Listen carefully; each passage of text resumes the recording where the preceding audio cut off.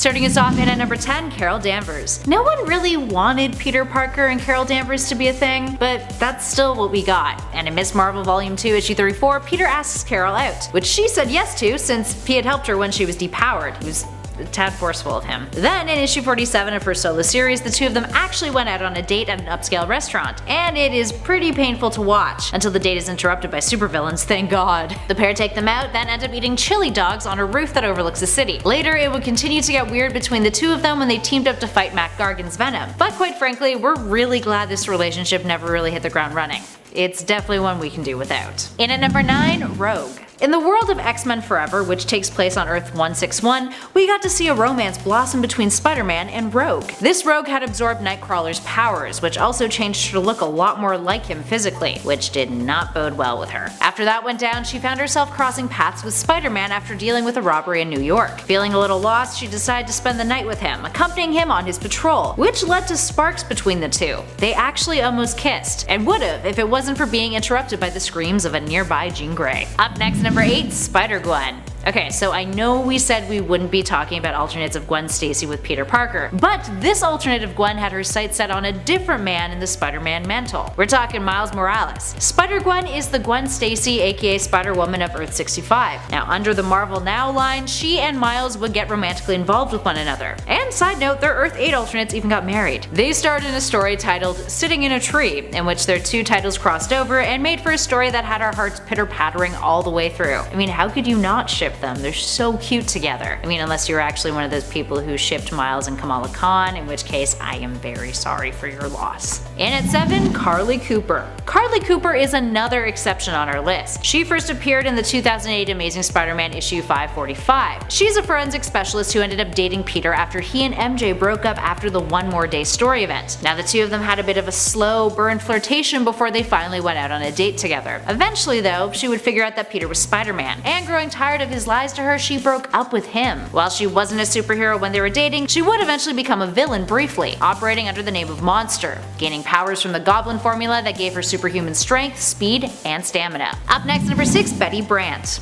Betty Brant is a civilian character that Peter has dated in the past. She first appeared in the Amazing Spider-Man issue 4 in 1963, dated Peter briefly, but then would go on to date Flash Thompson. But once upon a time, in What If Volume 1 issue 17, she was actually a superhero, appearing in the story What If the Radioactive Spider Had Bitten Someone Else. Now, as you can imagine, in this hypothetical tale, Peter was not bitten by the radioactive spider, but Betty was, giving her his powers. She confides in the civilian Peter, and he begins to assist her, essentially acting as a sidekick of sorts to her Spider-Woman, or rather, the Amazing Spider-Girl as she preferred to be called. And at one point she fails to stop a criminal from escaping, which leads to the death of Peter's Uncle Ben. Now because of this, she gives up fighting crime altogether, but Peter still goes on to become Spider-Man, with synthetic powers of course. Moving on to number 5, Marrow. Mutant Marrow and Spider-Man had a brief entanglement after Marrow was brainwashed to be a sleeper agent for S.H.I.E.L.D. Operating under the alias Sarah Rushman, which, fun fact, was a previous alias of Black Widow's, she had a bit of a split personality, in which Marrow would terminate life model decoys, and then Sarah was a college kid at Empire State University. That's where she developed a crush on Peter, who was lecturing there, and the two ended up going out on a few dates before he realized who she truly was. Eventually that would dissipate, with Parker helping her break free from S.H.I.E.L.D.'s control by faking her own suicide in a Spider-Man Marrow one-shot crossover from 2001. Up next at 4, Silk. Silk, aka Cindy Moon, first hit the scene in the Amazing Spider-Man issue 1 volume 3. The character was bitten by the same radioactive spider as Peter was, but from there on out suffered a different kind of tragic origin story than what Parker had endured. She was kidnapped and forced to train inside of a bunker, where she was held captive by a mysterious man named Ezekiel in an attempt to hide her from Morlun, who was killing off spider-powered peeps. Eventually Peter learned of her existence, and when she was free, the two couldn't help but notice that they were super attracted to one another, unnaturally so. It was intense. Turns out it was actually a product of their pheromones, with the two of them overcome by primal urges to jump each other's bones. They eventually had to part ways because these urges were just too strong and too overwhelming, hindering their efforts to fight crime and just exist. Cindy would go on to begin her own costume superhero career separate of Peter. In at number 3, Kitty Pryde. Peter's relationship with Kitty Pryde isn't one that took place in the 616 universe, but rather on Earth 1610, in the Ultimate Universe. During Ultimate Comics Spider-Man, Kitty develops a crush on Peter when Spider-Man and the X-Men team up in Queens to take down the Latverian mutant Geldof. After being charmed by the web-slinger, Kitty asked him out on a date. Over the course of their relationship, they would work together to take on villains, and eventually Peter started to feel some tension about the fact that Kitty's X-Men persona was way more public versus the secret identity that he had been striving to maintain. Eventually though, the two break up, which did not go smoothly. But luckily over time they made amends, with them even becoming good friends after the fact. And at number 2, Silver Sable. A sometimes antagonist, sometimes ally of Spider-Man's, Silver Sable, who was introduced in 1985's The Amazing Spider-Man issue 265, has never hooked up romantically with Peter in the 616, but there's certainly been lots of tension and flirtation to say the least. But we did get to see a glimpse of what that underlying sexual tension could amount to in What If Volume 2 issue 21, which was titled What If Spider-Man Had Married the Black Cat. Now in this story, Black Cat is accidentally murdered by Paladin, and Spider-Man ends up getting romantically involved with Silver Sable in the aftermath. They both bond over the grief they share of their dead loved ones. By the end, it is a bit ambiguous as to whether or not their relationship worked out in the long run. And last but not least, speaking of, we have Black Cat at number 1. Black Cat, aka Felicia Hardy, may have originally been a villain of Spider-Man's, now an anti-hero, but if anything, her criminality made the romantic relationship between her and Peter Parker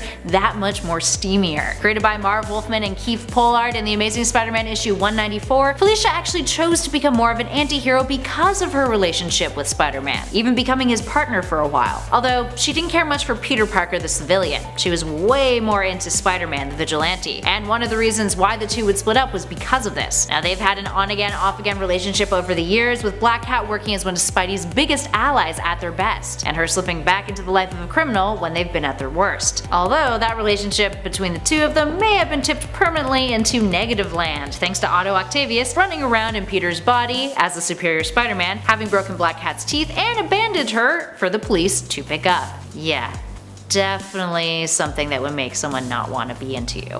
Just saying.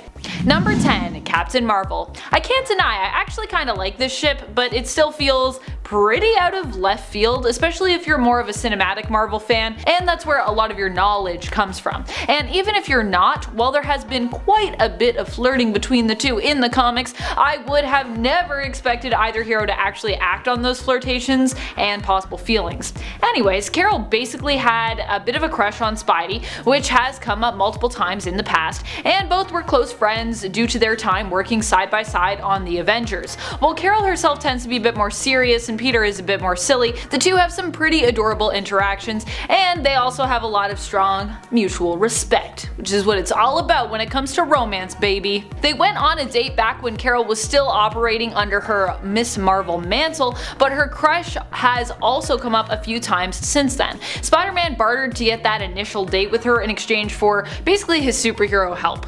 The date was awkward, but it ended on a not so bad note when both heroes kinda realized they were just working way too hard to impress the other person instead of just being themselves, which is also what romance should be all about, just being yourselves. Also, I like that I did this when I was talking about people having mutual respect. Like, this is fighting. I don't know why I did this, but you know, mutual respect. So we did see them go on that one date, however, we have not seen them date since, even though it went pretty well by the end of it. Number 9. Deadpool. Okay, so this one isn't an official romance, more of a bromance, but it's shipped enough by people that we could consider it a fan-based pseudo-romance, which, yeah, is a thing I just made up now, so that's a thing now. Fan-based pseudo-romances.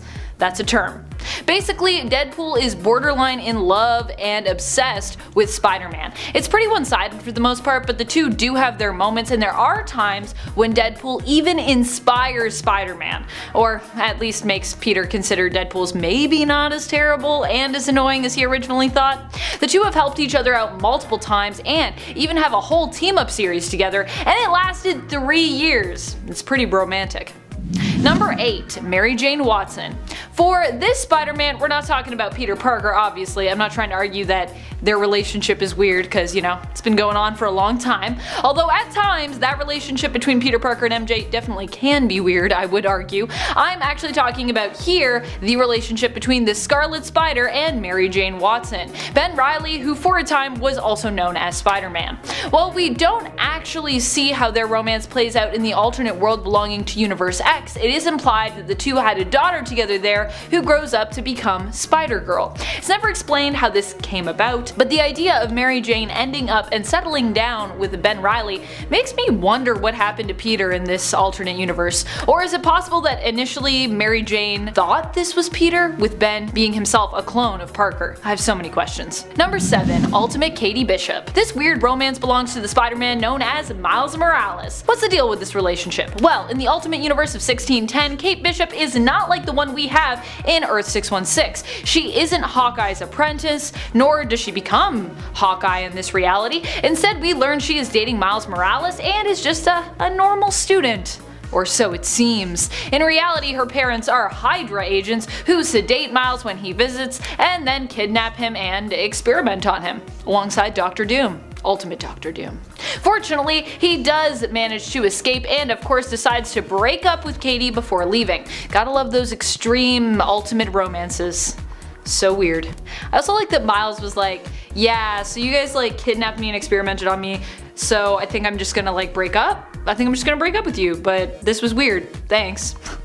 It's like a weird way to end your relationship. Number 6. Jackpot. With Jackpot, it's all pretty confusing because we have Sarah Earhart, the real superpowered Jackpot, and Alana Jobson, who is posing as Jackpot and uses drugs to give herself powers so she can become a hero. Here we are mostly talking about Alana Jobson. Alana Jobson, who is posing as Jackpot. While Alana herself is implied as being attracted to Sarah, when posing as Jackpot and fighting alongside Spider-Man, he initially thinks that she might be his ex-girlfriend Mary Jane. The two of them have a few flirty moments while fighting together. Jackpot even calls him Tiger, considering the name of her character is obviously meant to be a play on Mary Jane's famous catchphrase, "You just hit the jackpot, Tiger." This is also what compels Spider-Man to want to learn more about the new superhero. In reality, Alana Jobson is paying Sarah to use her superhero identity and registration papers, because she just really wants to be a hero. She ends up dying as a result of this desire when the superpower inducing drugs and hormones she uses together end up killing her when mixed with a blindness serum, despite Spider-Man successfully giving her the antidote to said serum.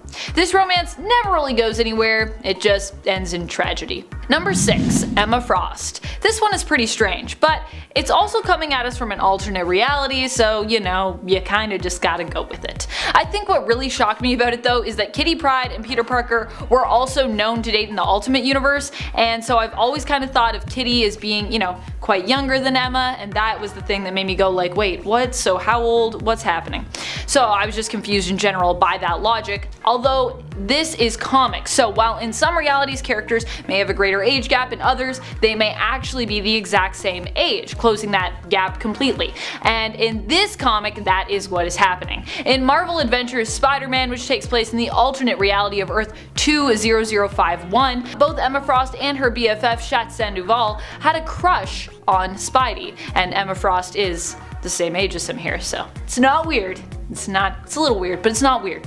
Emma, being a telepath, used her powers to uncover his secret identity, and she causes a bit of trouble when Chad and Peter start dating. Eventually, her trickery, however, is exposed, and she's forced to face the consequences of her actions. Here, Emma Frost is known by the codename Silencer, and ends up becoming an ally to both Chad and Spider-Man later on. Number 4. Black Widow. The strange thing is, while this happened in Marvel Team Up issue number 82 as a quick little thing, when Black Widow loses her memory temporarily, it also has been a comic ship in an alternate world where there is an amalgam alternate version of Black Widow who is basically a blend of both Black Widow and Black Cat, which yes, is one of the coolest alternates for both Black Cat and Black Widow. I know, it's pretty great. The issue where these two, however, initially hook up comes to us from way back before that. How it ends up happening is Spider-Man saves the day for Black Widow, who at the time believes she is a school teacher named Nancy Rushman. The other weird thing is that Natasha has also lost her memories of who she is, but has managed to retain her fighting know-how, and also assists Spider-Man with apprehending criminals, not thinking that it is weird at all for her to be doing. But, you know, I guess the fighting know-how maybe is in her physical memory? I don't know how that all works, but brains, stuff, wiring, physical memory? Spider-Man recognizes her and recognizes that her being enamored with him is admittedly pretty weird, as is the fact that she thinks she's a woman named Nancy Rushman when she's not. Once her memories are back, Black Widow is over the flirtation and basically just dips at the end of the issue. She's like, this was cool, but also not into you. Bye. Only me as Nancy Rushman was into you, Spider-Man, sorry about that. Number 3. Spider-Woman. While this isn't an official thing that has happened as of yet, we have gotten quite a few flirty moments between Spider-Man and Jessica Drew from Brian Michael Bendis' run on the Avengers. They weren't full-on shipped, but there was definitely some suggestive light shipping happening there. At one point when they are teamed up, Jessica even scans Spider-Man to make sure he's not a Skrull, just because she finds him to be so strange. His response was to ask if they were on a date. I guess he's just used to women calling him weird on dates, which kind of makes sense because Peter Parker is pretty awkward and weird. Fair enough. Number 2. Silk. One of the strangest romances that Peter has ever had is with another one of the Spider folks, Silk, Cindy Moon. Apparently they were both bit by the same radioactive spider, which is why they believe they are so irresistibly infatuated with one another. Either that or they just are inexplicably attracted to each other. The whole fact that they don't seem to have control of their physical urge to be together makes this relationship one of the weirdest that Peter has ever had, and kind of one of the most uncomfortable in my opinion, especially as even when they're in danger they just feel the urge to just get physical instead of, dealing with the problem at hand. Like, their attraction to one another not only seems to be completely uncontrollable, but it can also potentially endanger innocent lives, or their own lives even. Number 1. Marrow. Yep, probably one of the weirdest relationships that's happened out there for Peter Parker. There was a random time that he briefly dated Marrow. Why? Well, I don't know, cause comics. These two dated very briefly and even had a team-up one-shot titled Spider-Man Marrow in the early 2000s, which delved into their brief relationship and Marrow's change in personality. Their relationship ended after Marrow realized she wasn't really herself, as she was being brainwashed and used by S.H.I.E.L.D. to hunt down life model decoys. After she regained her memories, she escaped S.H.I.E.L.D., but the two ultimately broke up because she hadn't quite been herself basically throughout their relationship, so that'll do it. Oh, also she was a student at ESU where Peter was guest lecturing as a grad student, and Sarah refers to him multiple times in this issue as Mr. Parker, which I cannot deny I found quite a bit creepy. If you're calling your partner Mr. something, I don't know about that. Seems weird. Maybe that's just me. Number 10. Mockingbird. This wasn't a weird pairing because it was so much really bad or anything, it was just more weird because it was pretty random. Although these two had some fun moments, most fans felt that there just wasn't much staying power between them. Also, Spider-Man is a major jokester and Mockingbird seemed to actively dislike laughing at Peter's jokes.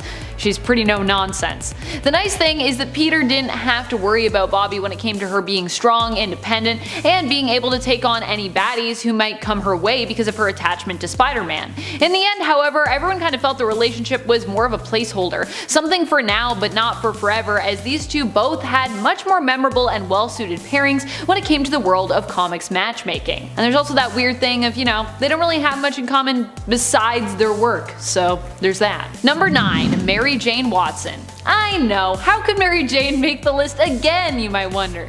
You're like, Amanda, really, Mary Jane? Which Spider-Man is she paired with now that's so weird, you wonder? Well, once again, I am not talking about her relationship with Peter Parker, although if we really wanted to explore some of their alternate relationships from alternate Earths and some specific moments in their relationship, there are a few times that even those two have been weird together. But no, this time around we are talking about Mary Jane Watson and Spider-Woman Jessica Drew. When did this happen? Where did this happen? In the Ultimate Universe of Earth 1610. The two weren't ever officially together, but Jessica definitely had feelings for MJ as she shared the memories, thoughts, and emotions even of Peter Parker, who she was a clone of. Yeah, in Ultimates, Jessica Drew has a different origin story, and like Ben or Kane are on Earth 616, she herself is also a clone of Peter, just a female clone, who was created by Dr. Kurt Connors and Dr. Otto Octavius for the CIA and FBI. The weird thing was less that Jessica was attracted to MJ and and more that she was attracted to her because of Peter's memories.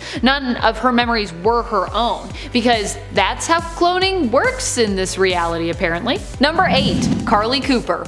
Carly ended up basically hating Spider-Man after being in a relationship with him, which was pretty unfortunate considering that she was a fan favorite when it came to her relationship with Peter. Carly was very patient with Peter initially and didn't even seem to mind when Peter would kinda zone out when they were together and not even notice when she left a gathering early, which is pretty awkward. She worked as a forensic specialist for the New York Police Department, so they seemed like a logical match. Both were brainy and involved in the fight for justice. However, when Peter Parker revealed that he was Spider-Man, Carly found herself unable to continue their relationship and the two broke up. However, Carly would still be haunted by this revelation and secret, which she fought very hard to protect. It eventually caused her to move away from New York for a time after a traumatic event where she found herself exposed to the Goblin formula and transformed, being given the name Monster and recruited into the Goblin King's Goblin Army. Carly was later cured, but this experience would definitely stay with her. Number 7. Elizabeth Tyne. Elizabeth Tyne was initially introduced by the name Janine Godby, which was an alias that she assumed to escape her past. The weird thing about this relationship wasn't so much how it unfolded, though being in a relationship with any clone of a superhero is always going to be weird, but more in how it started, and in Elizabeth's resemblance to another major love interest from Spider-Man comics, Mary Jane Watson. I specifically just want to focus on the weird interactions in the beginning of this relationship though, although it is weird that, Ben Reilly's a clone and then Janine/Elizabeth just happens to resemble Mary Jane. That's pretty weird. Ben Reilly approached Janine initially and upon their first meeting was taken with her, asking her out in the most bizarre and kind of strangely movie-esque way. He's like, look, I know this is going to sound like a line, but well, I'm new in town. I know that's lame, but I swear it's true. It's just lame that you're using it as a line, Ben. So I'm new in town, and well, I was wondering if maybe we could have, I don't know, dinner tonight? And initially Janine just turns him down, and I think we can see why from that thing that he just said, which is a lot. I feel like Ben also got Peter's awkward charm as well in the cloning process. However, because it is charm, even though it is awkward, Janine immediately changes her mind because, yeah, awkward charm. Ben never makes it to their date, however, because hero stuff, but does run into Janine and apologizes and asks if they can try again. Now, she initially says no once more, and I actually love this one series of panels so much. I wish that they had just left it there because it's really funny, but she actually adds right after that he can take her to lunch right now. How spontaneous and romantic and kind of presumptuous, but okay. I also like that he's just alright, great, I wasn't doing anything. It's that's if that were me, I'd probably be well, maybe not now, but maybe in a bit. Number 6. Rogue. So this isn't main continuity Spider-Man or Rogue, but it's still a romantic moment that happened between the two characters, just on the Earth of 161. The two teamed up together in X-Men Forever 2. Rogue at the time had the guise of Nightcrawler, but still sports her very familiar brown and white hair. When Spider-Man encourages her to follow her heart, she warns him that she just might do that, sugar, and leans in to kiss him. I know what you're thinking, a kiss with Rogue could be deadly, but here Rogue was led to believe that she actually would be able to kiss Spider-Man without hurting him, so no worries there, don't panic. However, the romantic rooftop moment was then interrupted by Jean's telepathic shouts for Rogue's assistance. It's telepathic romance blocks, you know what I mean? Jean's help, Rogue's it's not a good time. Number 5. Deborah Whitman. This is an interesting relationship considering it was very one-sided. Deborah Whitman was a secretary at Empire State University where Peter was a student. She pined after Peter, and although at times it seemed like Peter didn't even notice her existence, the two started dating. Needless to say, they didn't make for a great partnership due to the fact that Peter kept having to bail on their dates to attend to heroic business as Spider-Man, but didn't really want to confide in Deborah, so he just gave her a ton of really lame excuses. Eventually, the two broke up, but Deborah remained obsessed with him and began to fantasize and hallucinate that he was Spider-Man, in essence making the ultimate excuse for his behavior while also idolizing him. When her therapist approached Peter after learning of this and asked him to wear a Spider-Man suit to help shock her out of her fantasy, he refused to do so, which obviously the therapist was well, that's weird, but okay. Deborah, becoming delusional, later ended up in a toxic relationship as a result of all of this, making excuses for her then husband.